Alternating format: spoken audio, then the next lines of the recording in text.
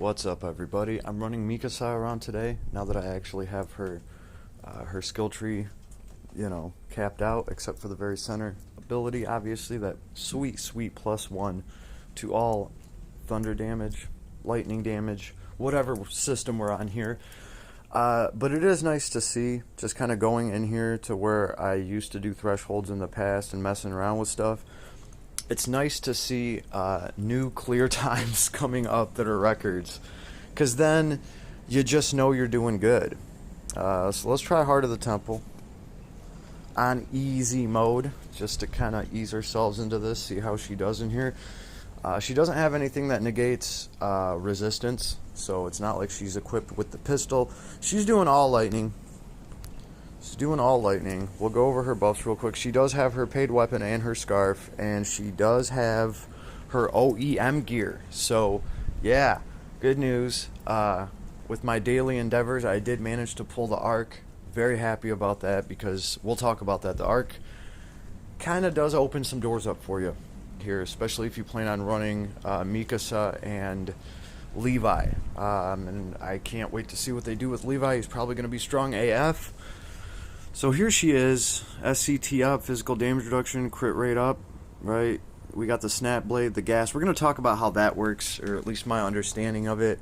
But pretty much like she starts off with this buff. This buff will reapply itself after it breaks, up to 4 times per wave, like 10 seconds after it breaks, right? The gas is what's making her, it's another buff that's making her move, like Kohaku pretty damn much. Like, it makes her S1, makes her just bounce over there real quick. So if you have the gas buff on, it literally makes her move like she's using her OEM gear. So that is pretty cool. I dig that. She has a way to get around and bounce around the screen. It's very interesting. Is it going to save her here? I don't know. We're going to try to target the closest thing to us. We're going to go with the S2. Oh, that lightning. First of all, we got to run, though. We got to run. I don't know why I pushed S3. But hey, look at that. Her S3's fast enough to actually catch these guys. This is cool. I can run away as far as it'll let me. And then I can just start, once I'm away from them, I can actually start tapping my abilities. And they will go off, which is hard to do in this level. I'm still bouncing all through here. I think that boss just hit me and I used... Oh, yeah, I did put break on her because she has like a break boost thing in here, and I just wanted to see how it played out. But look at her just Kohakuing her way through the damn screen all over the place between that last bird and this big nasty ogre.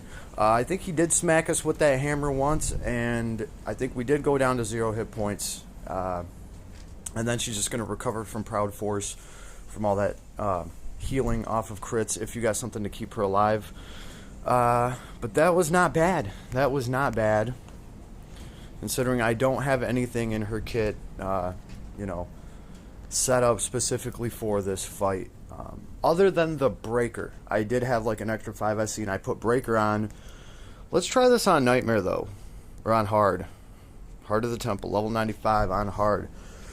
This is going to be a lot more challenging. This is typically... I mean, Maja can go in here and, like, cheese his ass away with a spell, but, yo, for other characters, this has been much harder to clear, and I've taken other characters that are more developed than this girl in here. My fear is...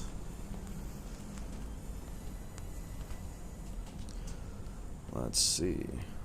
This fool right here. We can get to him. I think we can get to him. S1 with that jump. Yeah, see, as long as we kind of start far away...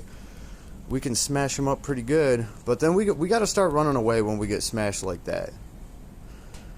Oh, damn. We got to keep bouncing through them, though.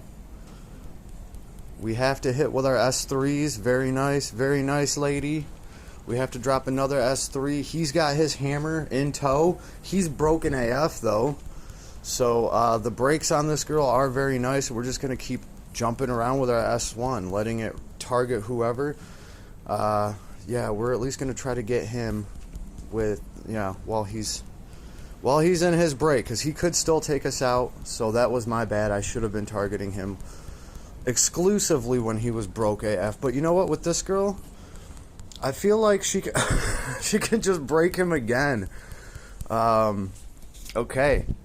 Well, yeah, I tell you right now, she's strong. The meta just changed because all of the other characters that I've ran through here, yo, like even my androids are having a hard time in here. This was effing easy. Get in there. I took them on head to head. This isn't gonna be a clear time record because Maja has been stinking it up in here, obviously, with his $100,000, $100,000, might as well be 100,000, 100,000 damage cap BS going off, or damn near close to it. And that is how Maja can cheese his way through. But other than that, this has been the only other character that can solo it like this right now, right? Yeah, I gotta stick with that. I could put just about any other character in here right now. They're gonna have a harder time than that. And wow, she took them head on. Let's actually take a look at her. Oh, she wasn't even. Ah, man, now she's actually more woke. So she could clear it even easier with those little bits of stats added to her. She's at 84 SC. Nothing special here at all, right? There's still a ton of different things I want to try in her, like there's going to be a phone booth thing. There's Berserker I can put on her here. Giant Killing. She doesn't even have Giant Killing on her, for the big ogre at the end. We are rocking Sharp Eyes, Reincarnation. I think we did use our Reincarnation in both of those fights, because all it takes is one flick of that damn hammer. We got some ultimate boost on her. And just like some sword high boost and dual wield that she comes with, I wanted to boost the swords even more. Haven't even had time to teach her that stuff. Surprise attack. She could really use surprise attack. Matter of fact, surprise attack. Sky high. I mean, I'm sure it works pretty good on those birds, but so will that, I think, the backstab. Surprise attack, whatever they're calling it. I think it's going to be more applicable than Sky High. She still has Sky High too. I mean, this is just what I have to choose right now. If I can find something better to take off of her, I'll probably do that. I don't think I need fast crit because she is auto dropping that anyway. So let's see. Looks like we're going to get Sky High on her anyway. Yeah, I'll leave the defense up on her. She does need the boost a little bit. Oh, we got crit up. I want crit up too so bad. Damn, this is the problem with going in here. Is getting out. Okay, well, we'll come back for that Sky High. I don't know. I haven't really been dropping her ultimate since she's just been wrecking the levels right off rip. So here's what she has on her. She does have the Misaka Blade. Of course, this thing is damn near 300 stat. Plus, oh, no, not confirm. I was going to look at the blade. My bad. Change displays. Plus, Thunder attack damage cap 1500. That's what we want. We want more damage cap on her. That's why the Scarlet Blade is being taken, because it's, damage cap plus 1500 for physical attacks. But yeah, that's Thunder attack damage cap. And she's doing everything Thunder, besides her second swing of the sword. But chance for special to deal crit damage. I think that does add a lot to this girl. I don't know what else to say about that. I think that's nice. That does add to her damage quite a bit when you are able to get her special off. Her special does some pretty cool damage. I believe it's single target. I'll have to look at that again. I've been dropping it here and there. But to me, right now, to me, she's more useful as a, what is that thing called? It's not honeydew. Damn, what is that spell? We were just talking about it from the Secret of Mana. You guys know what I'm talking about, where you pretty much sacrifice a bunch of MP and you charge up somebody's kit. To me, it kind of looks like this girl is made to go into that Titan fight and instantly just get it to half health. Just, with honey elixir, not honeydew, honey elixir, with honey elixir and maybe purple orb being able to drop, more actual abilities. Like when her kit's charged up, she's just ridiculous. And I think that's why these levels are easier for her, because she can feed off those birds real quick. And it's so easy to implement her kit because she can hit you from far away, and then as soon as it starts, that S1 just bouncing back and forth, things die, she targets somebody else, and in the process, not only is she staying healed and doing shit tons of damage all over, but you really can't get to her when she's moving around like that. And just being able to drop her kit, I'm sure she can get that Titan down to half health right off rip. Mine can't, because obviously, it's kind of reflected in her level. She's like level 50, and there's still things to be unlocked on her. But we're close. I like to think this girl can do it for sure. I'm sure she could get that Titan down to like nothing, just destroy him. You just got to feed her right. And I don't have all the stuff taught to her. Like, I have phone booth here. I want to mess around with phone booth. Obviously, Tempest Dragon Blessing's probably going to have to go for me to do that. I think she gets formation Aldina attacks. I don't know if she gets, I think she gets that when she's like at level 110 or whatever.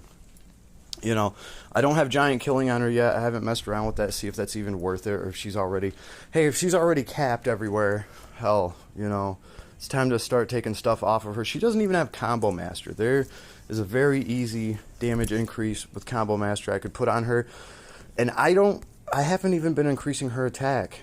We got attack up max, attack up 5, attack up 2. We're missing quite a few. Critical, I got crit 2 and crit 3. So lots of stuff to teach this girl.